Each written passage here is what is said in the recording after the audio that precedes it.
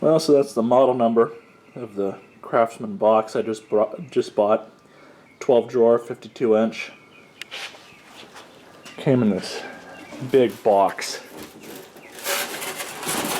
on top of this pallet over here.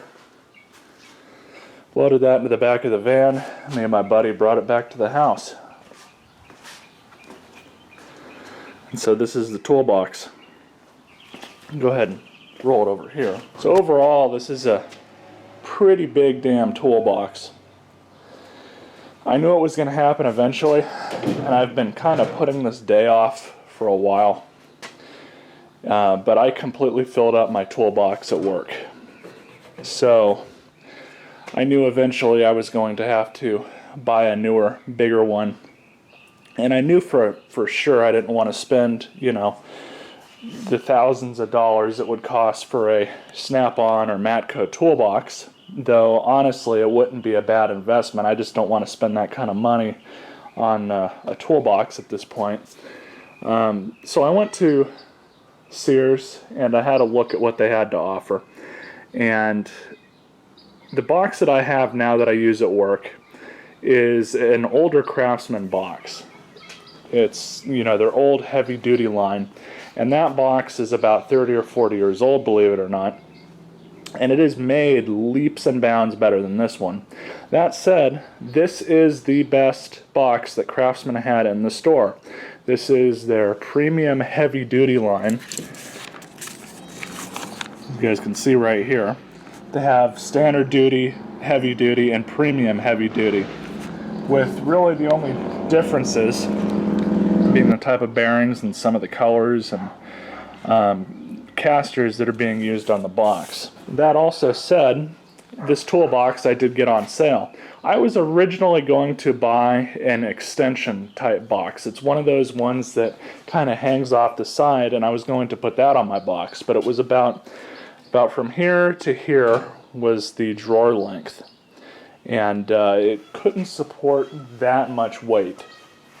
It was kind of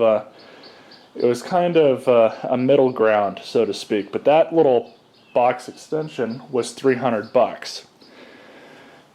And I got to thinking about it. I could spend $300 on an extension for an older box that already doesn't have enough room, that I'm only adding a little bit more room to, or I could do it more of a right way and just buy a bigger box and not have to worry about that.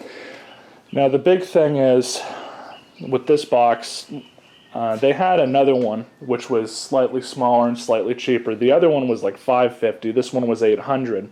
All of their toolboxes were on sale, which is kind of one of the reasons why I sprung for this one.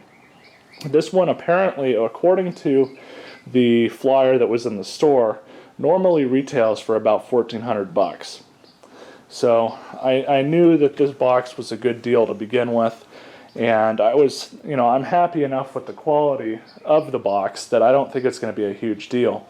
Now, what I was kind of alluding to originally is, the best thing about this box is it's got these bigger drawers on the bottom. Now, for the industry that I work in aviation, aviation maintenance, and now I'm working on helicopters, so I actually need to buy more tools and, acquire some more stuff. These bigger boxes really help because we are issued personal protective equipment at this job, such as hard hats, face shields. The shield's actually in the van. But this face shield, with the shield attached to it, it would not fit in my toolbox that I have currently. But it fits just fine in here. So that was kind of one of the issues I was having was, for this PPE that they issue us, like the hard hat was not going to fit in that other box I've got. It just wasn't. So I ended up just more or less doing it the right way and just got a bigger box with bigger drawers and more space. Now this thing apparently has ball bearing slides in it that are actually better than the heavy duty ones from what I was reading. It also has the locking drawers, which is very nice. Unfortunately, with a lot of these ball bearing style drawers, ones that don't lock in place when you move the box around have a tendency to flop open. And when it's loaded with tools and you have 4 or 5 drawers that just flop open when you're, turning the box around, and I've seen this happen with one of my old coworkers before, the whole toolbox falls over. That's kind of an issue you run into if the drawers do not lock in place. Casters also lock in the front. They're not the best quality casters, but they're not horrible. So we'll see how that goes. I can always replace the casters with something else at a later date. That said, this thing does have a limited lifetime warranty on it, which I've not read just yet. So I don't know what all that includes. I don't know if that includes the casters. The manual isn't exactly all that descriptive about it either. But there is a few different accessories you can buy for it. I was thinking about buying this folding side shelf. And then this is actually the one I was looking at. As you guys can see, it's smaller and it just mounts to the side of the box. Kind of just hangs there actually. So, you could see with this one, it's basically 16 by 18 by 35 and a quarter inches high. So it's a relatively small extension to the box, which it might have worked for a little while, but with all this stuff and all the tools and crap that I'm going to have to put into it, I would eventually run into the same problem. So that's why I ended up springing for a bigger box. And hopefully I'm not going to be able to fill this one up. And we have here a parts list diagram. So that would be kind of helpful with ordering, replacement parts for it if I ever need to. But, all that being said, I am pretty happy with this thing so far. The thing that I wish this thing had instead of how it's kind of set up is I don't really like how it's split down the middle. I wish they would have just, kind of moved this over and made these drawers a little bit wider on one side and a little bit smaller on the other.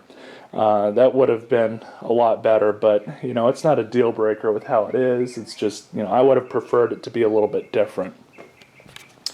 The slides and the locks seem to be good enough quality. They're not going to come open. And it actually does lock. So nothing's going to be able to come open on you if you lock your box. Now this is also a fairly heavy toolbox. I don't know the weight offhand, but it is pretty damn heavy. But it is made out of sheet metal, like most of these toolboxes are nowadays.